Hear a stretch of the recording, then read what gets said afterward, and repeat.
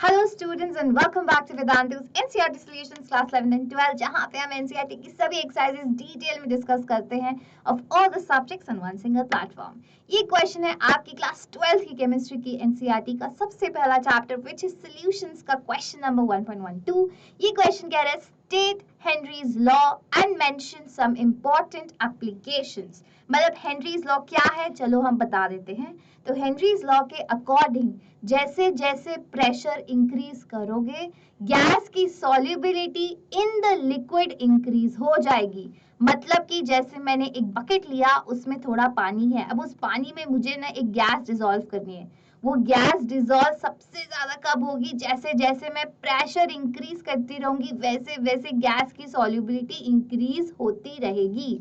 ठीक है, यहाँ पे लिख दूं solubility of gas where in the liquid actually increases when the pressure increases। Correct. तो यहाँ पे आपको दिख रहा है ये प्रोपोर्शनैलिटी साइन है ना, प्रोपोर्शनल है। जैसे जैसे प्रेशर इंक्रीज होगा वैसे वैसे सॉल्युबिलिटी ऑफ गैस इंक्रीज हो जाएगी। इसका सबसे अच्छा एग्जांपल टू विजुअलाइज इज कि जब भी कोका कोला, फैंटा, पेप्सी जैसी जो भी एरेटेड ड्रिंक्स होते हैं वो कैसे बनती है, उसमें प्रेशर इंक्रीज करके उस लिक्विड में CO2 डाला जाता है और बॉटल बंद करती जाती है। बॉटल बंद करने का मतलब कि बॉटल के अंदर का प्रेशर हाई है, जैसे ही बॉटल खोलोगे वैसे ही गैस एस्केप आउट हो जाती है, राइट। वैसे एक पॉप साउंड आती है, जैसे कि ये, सॉरी मेरी ड्राइंग थोड़ी सही नहीं है, ये एक बॉटल है और इस बॉटल में से गैस एस्केप आउट हो जाएगी जैसे ही आप उसे खोलोगे। करेक्ट।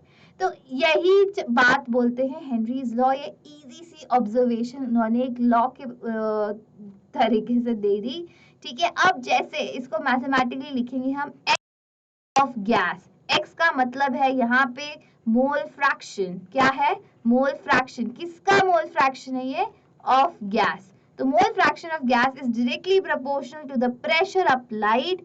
प्रोपोर्शनैलिटी का साइन हटाने के लिए हम क्या लगाते हैं? Proportionality constant. तो mole fraction of gas is equals to KHP। ये प्रोपोर्शनैलिटी साइन हटा के इक्वल टू साइन लगाने के लिए हमें एक प्रोपोर्शनैलिटी कांस्टेंट चाहिए होता है। जो यहाँ पे लगता है उसे हम क्या बोलते हैं? इसको बोलते हैं हेनरीज कांस्टेंट। हेनरीज कांस्टेंट बोलते हैं। करेक्ट। तो इसका क्या मतलब, हम डेफिनेशन पे बाद में आएंगे। मतलब कि mole fraction is equal to Henry's constant into pressure. समझ गए? यही बात बोली गई है कि जैसे जैसे प्रेशर इंक्रीज होगा वैसे वैसे मोल फ्रैक्शन ऑफ योर गैस भी इंक्रीज होता रहेगा। बट ये कब वैलिड है? Only eight constant temperature.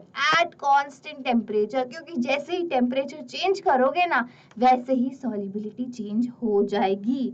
ठीक है, at constant temperature is a very very important thing to remember. Also इस चीज से हमें एक और चीज पता चलती है कि जो ये हेनरीज कांस्टेंट है ना, अब थोड़ा इसके बारे में बात कर रहे हैं। This is called Henrys constant.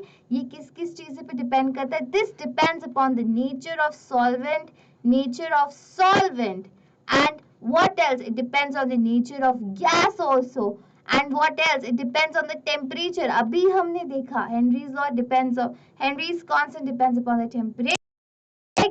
And also अगर हेनरीज लॉ और मोल फ्रैक्शन में कैसा रिलेशनशिप हुआ उसके बाद, मतलब कि हेनरीज लॉ और मोल फ्रैक्शन के बीच में ये रिलेशनशिप है इनवर्सली प्रोपोर्शनल। जैसे जैसे हेनरीज कांस्टेंट इंक्रीज होगा किसी गैस का तो उसकी सॉल्युबिलिटी डिक्रीज होती जाएगी। This is a very important observation from this law कि जैसे जैसे हेनरीज कांस्टेंट, अगर किसी गैस का आपको ऐसे टेबल बना के दे दी कि दिस इज, ये सबका हेनरीज कांस्टेंट है, और अब बताओ कि कौन सी गैस सबसे ज्यादा सॉल्युबल होगी? कौन सी होगी?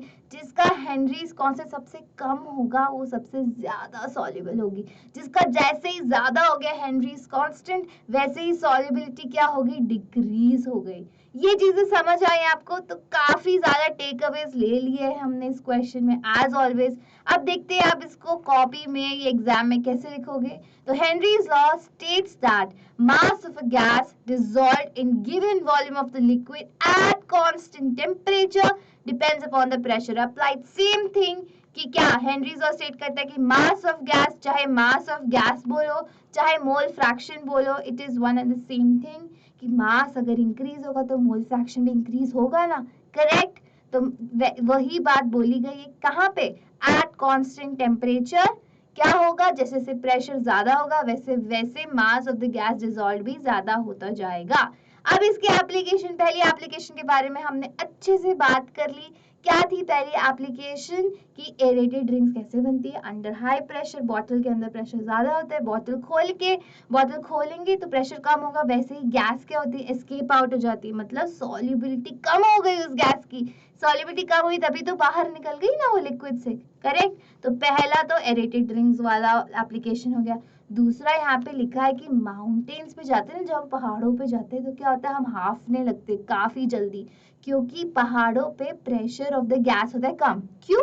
क्योंकि जैसे जैसे हम अर्थ पे ऊपर होते जाएंगे वैसे वैसे मॉलिक्यूल्स का प्रेशर कम होता जाता है, क्योंकि ड्यू टू ग्रेविटी, ग्रेविटी क्या करती है, एयर मॉलिक्यूल्स को नीचे सी लेवल पे ज्यादा रखती है, तो ग्रेविटी सारे मॉलिक्यूल्स को खींच के नीचे ले आती है, तो ऊपर जाते जाते प्रेशर ऑफ एयर कम हो जाता है, और अगर प्रेशर हुआ कम इसका मतलब सॉल्युबिलिटी ऑफ द गैस भी हो जाएगी कम, तो आपकी ब्लड में सॉल्युबिलिटी कम होती जाती है जैसे जैसे आप ऊपर जाते जाते हो, depending on the pressure. Again इसका एक और अच्छा एग्जाम्पल है, अगर डीप सी डाइविंग करने जाओगे, डीप सी डाइविंग में क्या होता है, आप समुद्र के अंदर चले गए, समुद्र के अंदर गए, अंदर और भी अंदर चले गए, इसका मतलब प्रेशर क्या हुआ, प्रेशर हो गया आपका इंक्रीज, अगर प्रेशर हुआ इंक्रीज इसका मतलब सॉल्युबिलिटी भी इंक्रीज होगी।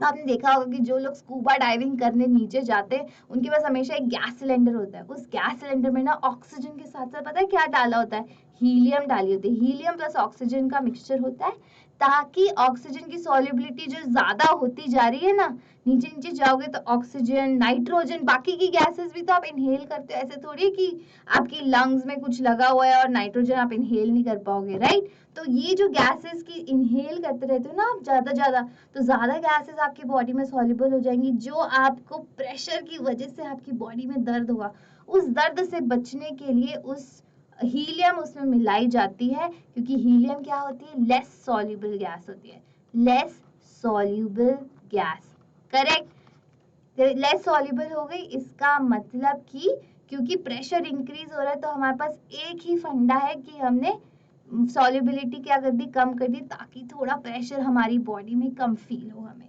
तो ये 3 एप्लीकेशंस हो चुकी हैं, तो आई गेस आपको हेनरीज लॉ समझ आया होगा, हेनरीज कांस्टेंट पे ये भी समझ आया होगा, एंड फिर भी कोई डाउट्स है या आपके पास कोई एग्जांपल्स है तो please share in the comments down below, ताकि मुझे भी पता चले कि आपको कोई ऐसे एग्जांपल्स आते जो मुझे नहीं पता या फिर दूसरे बच्चों को पता चले। Till then, I'll see you in the next video. Also, don't forget to like and subscribe the channel. Bye bye.